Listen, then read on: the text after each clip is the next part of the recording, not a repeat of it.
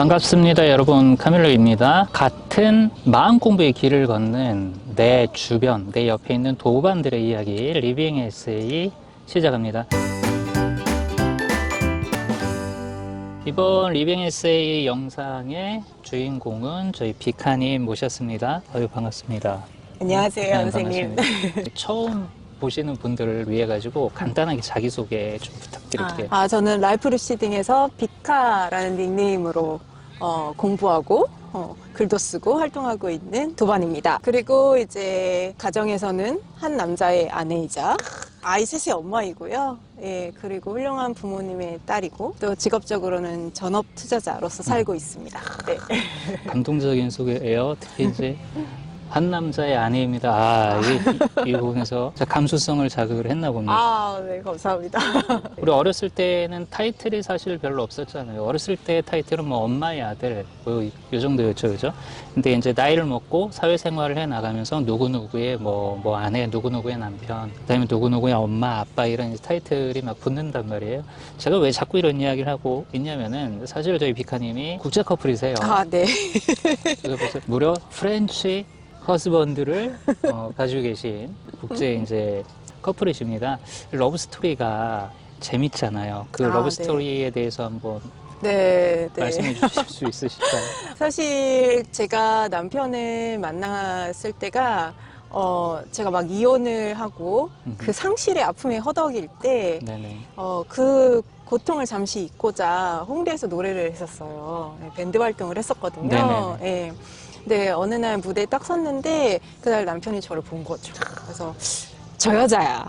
저 여자를 소개시켜줘 해가지고 그때는 저희가 눈 마주치고 끝났었는데 6개월 뒤에 어느 날 이제 친구가 중간에 연결을 해줬어요. 네네네. 제 남편이 저를 잊지 못하고 네, 그 여자 어디서 뭐 하고 있니?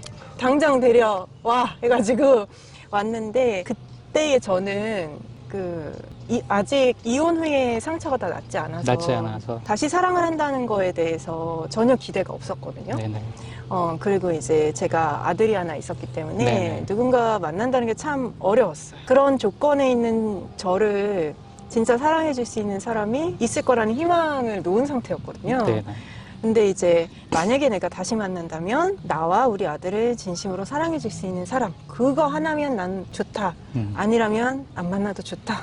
이런 마음 상태였는데 그렇게 뜻을 품고 사랑에 빠지고 나니 저희 남편이 사실 그 조건에 충족할 사람이라면 너무나 허용적이고 네네. 훌륭한 남자였더라고요. 네네. 네, 그래서 지금 그 뒤로 이제 아이 둘을 더 낳고 알콩달콩 잘 살고 있습니다.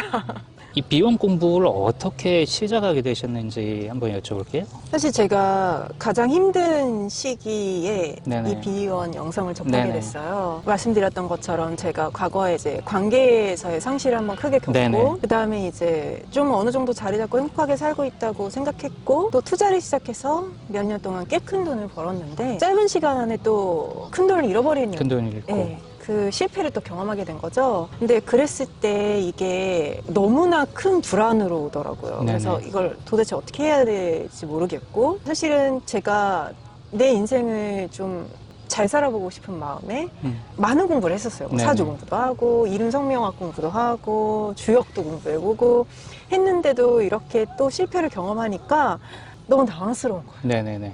그래서 뭘 해야 될지 모르겠다라는 그 두려움이 너무 공포스러워요. 근데 분명히 내가 모르는 뭔가 있을 거야. 그 희망이 있었거든요. 네네. 그래서 나는 스승이 필요해. 그래서 제가 실제로 주변 친구들한테 난 정말 멘토가 필요한데 물었었어요.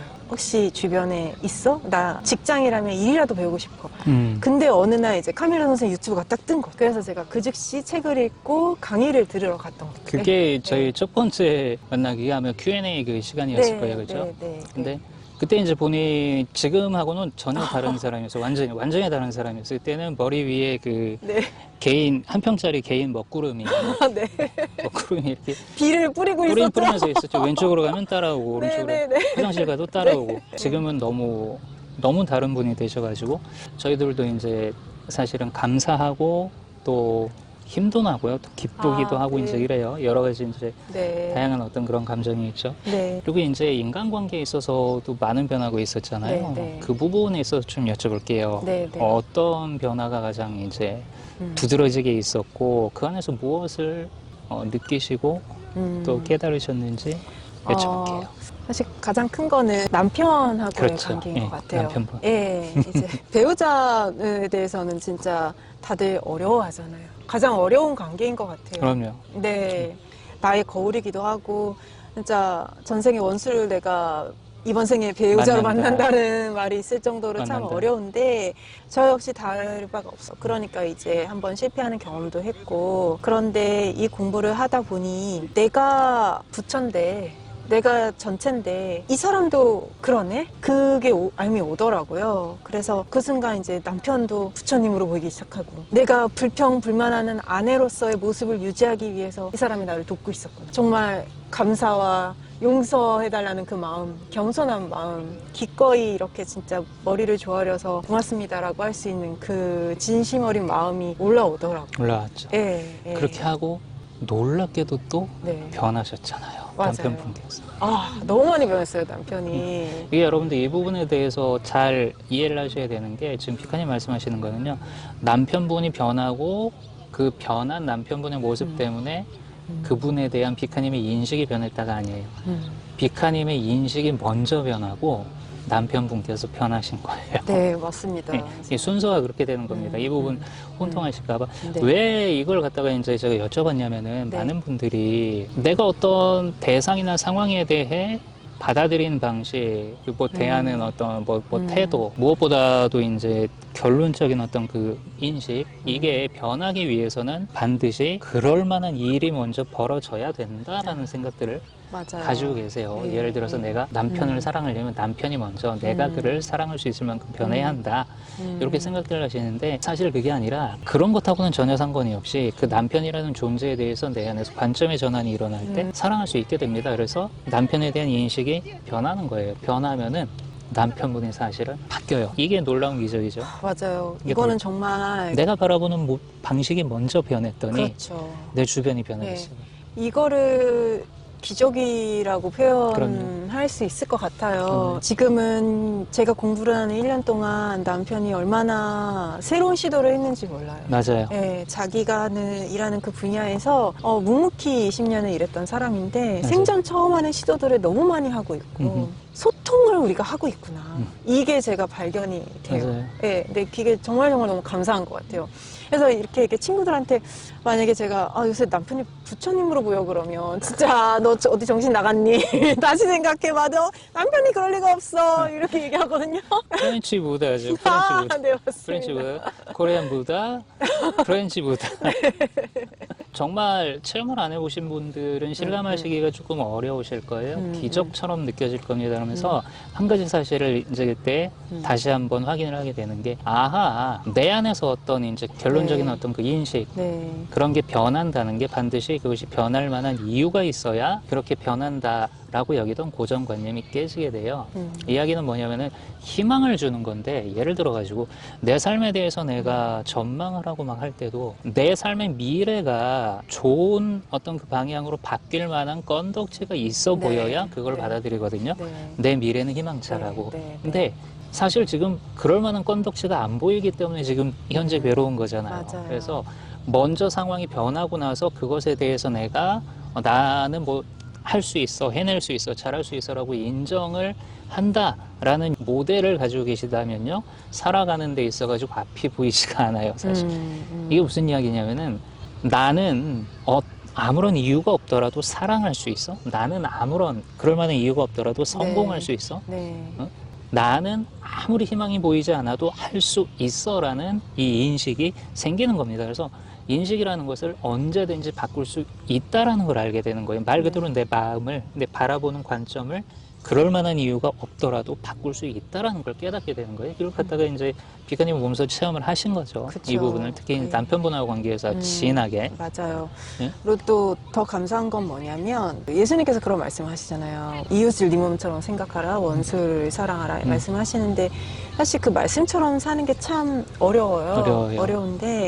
제가 남편에 대한 인식이 바뀌고 나니까 전 남편 그리고 이제 네네. 그 과정에서 악연이라고 생각했던 많은 분들 많은 분들. 있잖아요.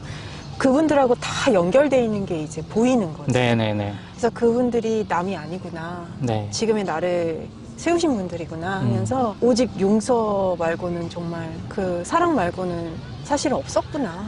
어떤 그 존재에 대한 있는 그대로의 허용의 마음이 그냥 일어나더라고요. 이런 깨달음의 체험을 제가 할 수 있다는 게 너무 감사한 것 같아요. 이 자리를 빌어 우리 남편 다시 한번 말씀드립니다. 사랑합니다. 아, 보기 좋습니다. 프렌치보다 얼마나 흥미진진하세요? 전업 투자자이신데 투자라는 게 사실은 이제 쉬운 일이 아니잖아요. 제가 이제 투자를 통해서 무엇을 겪고 있는지, 네네. 어떤 걸 깨닫고 있는지를 좀 말씀을 드릴게요. 네. 사실 투자라는 게 참 쉽지 않아요. 제가 막 회사를 그만두고 전업 투자를 시작을 했는데, 와, 그 달에 1억을 또 날렸어요. 지금 웃으면서 얘기하지만, 그때는 정말 어떻게 더 이렇게 나한테 이런 상실이 또 벌어질 수 있지? 두려움이 또 확 오는 거예요. 전업으로 전환한 바로 그 달에 그 달. 가볍게 1억을 날리신 겁니다. 네, 가볍게 1억을 날리신 거예요. 네. 예. 그래서 갑자기 내가 지난 몇 달 동안 그렇게 열심히 공부한 게 막 다 물거품이 되는 된 거죠. 느낌이고 막 수렁으로 빠지니까 너무너무 무섭고 두려운 마음이 막 올라오는데, 근데 정말 아이러니하게도 그 순간 제가 딱 얻은 게 있었어요. 사실은 제일 큰 거가 내 에고가 내 마음대로 되는 건 아무것도 없어요. 라고 손을 딱 드는 거예요. 그렇죠. 제가 그 순간 딱 느꼈어요. 진짜 온전한 내려놓음이 그때 확 일어난 거예요. 그러고 나니까 그 1억이라는 돈을 잃어버린 건 중요한 게 아니고, 그냥 그런 일이 펼쳐짐으로 인해서 내 안에 있던 그 고집이 진짜 다 녹아내리는 그 길을 내가 가고 있구나. 이게 온 거죠. 그리고 다시 이제 정신을 차리고 보니 두려움이 없어지더라고요. 네. 조금씩 그렇게 네. 녹아들다가 네. 결정적인 한 방을 맞게 되어 있어요. 결정적인 한 방을 맞을 때 네. 그때도 또 두 가지 반응이 있습니다. 네. 다른 방식으로 나가 떨어진다던가 네. 아니면 그때 크게 깨어나던가. 네. 네. 네. 그때 이제 깨어나시기 시작하시는 네, 맞아요. 그 뒤로도 사실은 제가 돈을 또 안 잃은 건 아니에요. 네. 벌고 잃고를 반복을 했는데, 이게 재밌는 게 제가 잃을 때마다 더 큰 깨달음이 오고, 제가 그 다음에 또 이번에 조금 더 작은 돈을 잃었는데, 그때는 뭐가 왔냐면 제 안에 있던 불안이를 제가 정말 사랑하기 시작했어요. 네네네. 제가 투자를 할 때 많은 투자자들 분들이 느끼시겠지만 늘 불안하거든요. 내가 지금 이 투자를 하고 있을 때 이게 포지션이 있으면 내려갈까봐 무섭고, 포지션이 없어도 나만 두고 시장이 혼자 오를까봐 무서워요. 그렇죠. 모든 불안이 나의 삶에서 그냥 그렇죠, 불안밖에 없어요. 그렇죠. 근데 제가 그 불안을요 정말 사랑하기 시작한 거예요. 그러면서 그 다음에 또 다른 또 상실이 왔을 때는 이제는요 불안을 제가 즐기고 있더라고요. 즐기고 있지. 근데 이 불안이 즐기는 타이밍에서 중요했던 건 뭐냐면, 제가 그 불안을 즐겼다는 건요 더 이상 제가 이 개체적 자아로서의 비카가 아니었던 거예요. 그렇죠. 예, 제가 정말 큰 나가 돼서 전체로서 나를 전체를 보고 있기 때문에 내가 절대래. 근데 의식하는 모든 게 다 절대가 허용해서 드러난 거래. 그러면 내 안에 있는 모든 부정적인 감정들 다 내가 허용했고 내가 창조했네? 라는 생각이 들면서 정말 내가 불안을 너무 사랑해보자. 내가 이 시장에서 소외됐다는 그 느낌, 그러니까 이 소외감이라는 이 감정이 그냥 제 삶에서 내가 얘를 정말 사랑해보자. 진짜 제가 사랑하기 시작한 것 같아요. 그러면서 진짜 진정한 감성 변태가 되어 있는 거죠. 그렇죠. 네. 그렇죠. 지금은 정말 제가 의식적으로 확장이 되어서 창조주가 보신이 좋았다라는 느낌이 이거구나. 그냥 그의 삶이 된 것 같아요. 네. 근데 현실적으로는 또 그러고 보니 어떻게 돼 있냐면요. 제가 잃어버린 돈의 액수는 점점 줄어들고 버는 액수는 점점 커져서 그렇죠. 계좌는 불어있어요. 그렇죠. 저는 그게 너무 신기해요. 어느샌가 네. 딱 보니까 네. 결국엔 그런 부분들이 전부 다 채워져 있죠. 그러니까. 네, 네. 그래서 제가 어느 순간에 이게 그 풍요라는 게 정말 흔들림 없는 풍요라는 게 이거구나. 그전에는 늘 내가 돈을 많이 벌어서 직장에서 승진을 하고 인정을 받아서 그래서 나한테 풍요가 온다고 믿었는데 지금 저한테 온 풍요는 계좌에 있는 그 돈의 액수로 가늠되는 게 아니고요. 그렇죠. 지금 뭔가 나한테 왔는데 이거는 정말 소외감, 불안이마저도 내가 즐길 수 있는 대상으로서 제가 인식을 했을 때 느끼는 그 풍요는 이거는 뭐라고 말로 설명할 수 없는 것 같아요. 그렇죠. 말로 설명할 수 없죠. 일단 이게 이제 물질적인 부분에서도 원래 네. 풍요라는 거는 사실 이제 많은 분들이 풍요를 소유의 대상으로 생각을 하시는데 소유할 수가 없어요. 부라는 거는 소유할 수가 없고 이건 순환하는 거잖아요. 맞아요. 그래서 왔다가 네. 갔다가 또 네. 왔다가 갔다가. 네. 나라는 어떤 사람의 역할은 그 부가 순환하는 풍요의 터미널로서 기능을 하는 건데 그것을 갖다가 본인이 자각을 하고 어떤 개인적인 하나의 사명, 천명으로 받아들이고 그 다음에 소유를 하겠다라는 그런 마음 자체가 놓아졌을 때 오히려 부의 어떤 순환 터미널로서의 나의 기능이 커져요. 커지면서 점점 그 나를 통해서 순환하는 어떤 그 부의 형태나 규모 이런 것들이 갖다가 확장되기 시작하는 겁니다. 근데 여기에서 나는 일단 풍요나 부라는 걸 소유의 대상으로 생각하지 않기 때문에 움켜잡지를 않기 때문에 역설적으로 모든 상황에서 진짜로 풍요로울 수가 있거든요. 맞아요. 이게 지금 방금 네. 그 비카님께서 직접 경험하시고 체득의 중요성인 거죠. 이거를 수업 시간에 이론으로 다 배워도 아무리 배워도 집에 가면 까먹어요. 맞아요. 이론으로 배운 거 여기에 남은 건 지식은 그냥 집에 가서 등 돌리면 까먹습니다. 며칠 지나면 다 까먹는데 이제 내 감성에서 동의를 하고 내가 감성으로 동의한 그 부분에 대해서 실제 생활 안에서 뻥 하고 사건을 통해 가지고 이제 체득이 일어나게 될 때 네. 큰 깨달음이 오는 거죠. 맞아요. 아까 말씀하셨다시피 어느 날인가 계좌를 열어보니까 규모는 어떻게 돼 있어요 오히려. 커져 있어요. 그래서 많이 벌고 많이 잃고요. 네. 또 많이 벌고 또 많이 잃고 또 아. 많이 벌고 또 많이 잃고. 네. 여러분들 이거 보셔야 돼요. 규모가 계속 커지는 겁니다. 원래 돈이라는 건 들어왔다 나갔다 들어왔다 나갔다 들어왔다. 그쵸. 그 안에서 나는 그냥 터미널로서 존재하다가 보면은 이 풍요를 어떻게 뭐라고 침범을 받을 수 있는 이 풍요가 아닌 거예요. 이 풍요, 누구 남한테 뺏기는 어떤 풍요가 아닌 거예요. 정말 이 부분을 체득하셔 가는 거에 대해서 지켜보는 저로서도 정말 기분이 좋고 또 감사하기도 하고 그렇거든요. 예. 저도 그래도- 감사합니다. 그래서 제가 요새 느끼는 건 뭐냐면, 이게 우리가 이 공부를 하다 보면 어느 정도 관념을 분석하고 허용하고 재규정하고 사랑하는 단계까지는 그렇죠. 가요. 많이들 가세요. 근데 제가 최근에 정말 너무 감사하게 생각하는 거는 이게 그냥 단순히 사랑하는 게 아니라 내가 그 부정적인 그 감정들, 관념들 자체가 돼서 이걸 정말 즐기고 있다라는 그게 맞습니다. 이게 사실은 그냥 사랑과 이 즐김의 간극도 사실 너무 큰데 여기 와보니까 이게 보이는 거예요. 그렇죠. 10억을 잃었다라는 어떤 그 사실 자체가 중요한 게 아니라 10억을 잃든 100억을 잃든 사실은 똑같아요. 뭐 그게 아니라 중요한 거는 그 돈을 잃음으로써 고통을 겪잖아요. 그쵸. 그러니까 마음의 고통을 겪잖아요. 그쵸. 이 고통이 계속 이제 반복되는 거죠. 그쵸. 그래서 처음에는 무언가를 잃었을 때 겪는 고통이 뭐 한 10만 원 잃었을 때에 겪는 고통으로 시작을 했을 거예요. 그러다가 네. 100만 원을 잃는 고통, 그쵸. 이렇게 이게 또 규모가 불어나면서 네, 또 네. 어느새 또 10억을 잃는 고통까지 간 건데 음. 이것도 변태의 진짜 시선으로 바라보면은 그쵸. 10억을 잃었다라는 건 내가 10억을 가지고 있었다는 뜻이죠. 그렇죠. 맞아요. 이게 규모예요. 네. 그러니까 내가 크게 잃었다는 사실 자체도 이미 전체적인 시선 안에서는 나의 부의 규모는 불어나 있는 것 같아요. 맞아요. 이렇게 받아들일 수 있을 때 변태가 네. 되는 겁니다.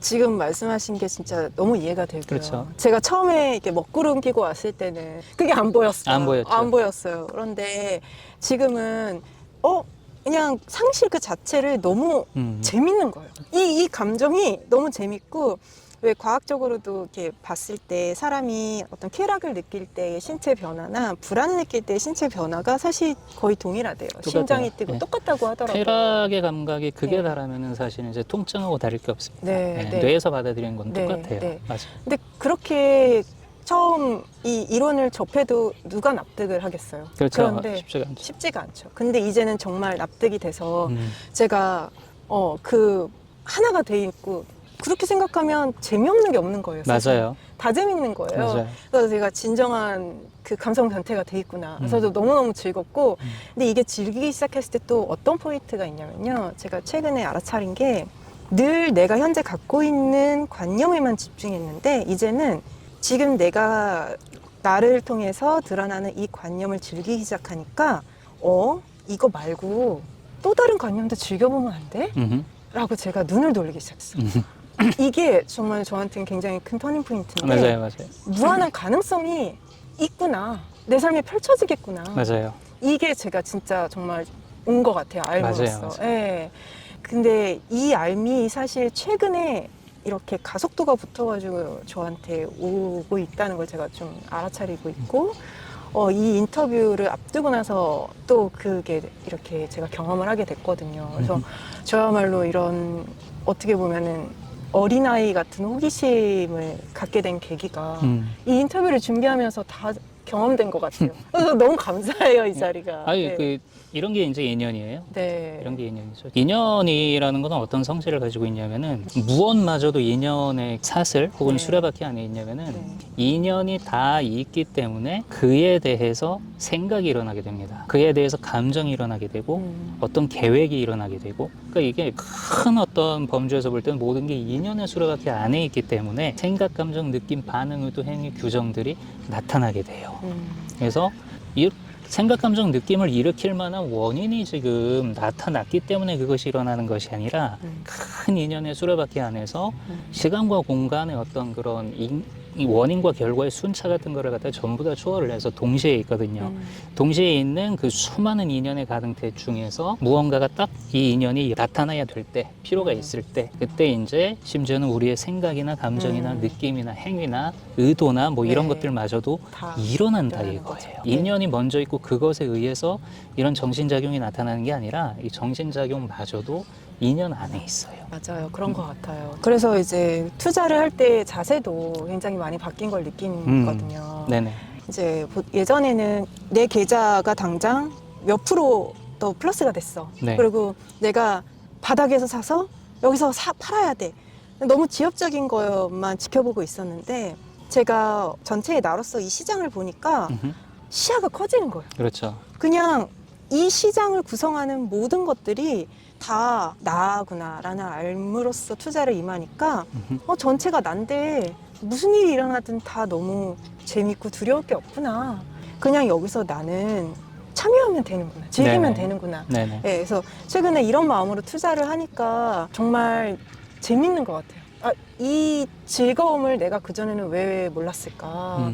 근데 이제 사실은 제가 너무 힘들어서 라이프 도시딩을 처음 찾아왔을 그 순간에도 지금의 내가 있었기 때문에 온 거라는 그럼요, 암도 예, 이제는 알게 된 거고 그럼요. 투자를 하면서 어떻게 보면 저의 수행의 툴로서 투자를 제가 이제 정말 이렇게 같이 가고 있는 거구나. 요새는 그런 생각으로 즐겁게 하고 있습니다. 예. 좋습니다. 네. 역시. 그리고 이제는 단순히 투자라는 행동만 집중해서 보는 게 아니라 그래서 이걸 가지고 내가 뭐 어떻게 쓸 건데. 그렇죠. 목적. 네. 의미이자 의미. 가치이자. 네. 그렇죠. 그쪽으로 이제 갈 거라는 거를 알고 가는 것 같아요. 좋아요. 예. 사실 여러분 이게 삶을 큰 범주로 나누면 뭐 의미 있는 삶, 그 다음에 아무런 의미 없는 삶, 뭐 이렇게 나눌 수도 있지만 또 이게 또 다른 범주로 나누자면 즐겁고 행복한 삶하고 되게 즐겁지도 않고 무미건조한 삶, 즐거운 삶, 즐겁지 않은 삶 이렇게 한번 이제 좀 이분을 해보자 이거예요. 어차피 상대적인 세상이고 이원성의 세상이니까 자 어떤 삶을 살기를 원하십니까, 여러분? 즐겁지 않은 삶 아니면 즐거운 삶? 근데 이제 진짜 즐거움이라는 거는요 항상 즐거울 수가 없거든요, 사실은. 왜냐면 즐거움이라는 개념 자체가 상대성 안에서 만들어진 그쵸. 개념이잖아요. 그래서 네. 항상 즐거울 수가 없는데 항상 즐거울 수 있는 길이 있어요. 유일한 그 길, 항상 즐거울 수 있는 유일한 길은 뭐냐면 비원성을 갖다가 자각을 하는 겁니다. 그러면 이제 고통스러운 상황에서도 나름대로 즐겁고요. 그 다음에 맞아요. 행복하고 기쁜 그런 상황에서도 또 나름대로 즐거울 수 있는 그런 항상 즐거울 수 있는 삶을 살 수 있게 되죠. 즐거우시잖아요, 저 지금. 너무 재밌어요. 너무 재밌죠. 너무 재밌어요. 제가 이렇게 비카라는 나의 육체를 통해서 이 관념들이 드러나는 거를 즐기기 시작하니까 남편도 그런 존재로서 존중이 되는 거예요. 네네네. 정말 관념을 드러내는 그 자체가 이미 온전하구나. 온전하구나. 그러니까 이게 부처님이 말씀하신 거 내가 부처니까 우리 남편도 부처고 심지어는 그냥 여기 있는 이 책상, 이 자연 모든 게 다 그냥 드러나는 그 자체로서 이미 완전하다. 네. 그래서 이렇게 가만히 있어도 느끼잖아요. 제가 이 알미 계속 오잖아요. 네. 계속 알아차리고 놓아버리고 하는 이것만 해도 정말 삶이 너무 재밌는 거죠. 이 재미를 진짜 제가 알았다는 게, 배웠다는 게 전 제일 감사한 포인트인 것 같아요. 그래서 이제 네. 감성 변태가 네. 돼가는 겁니다. 네.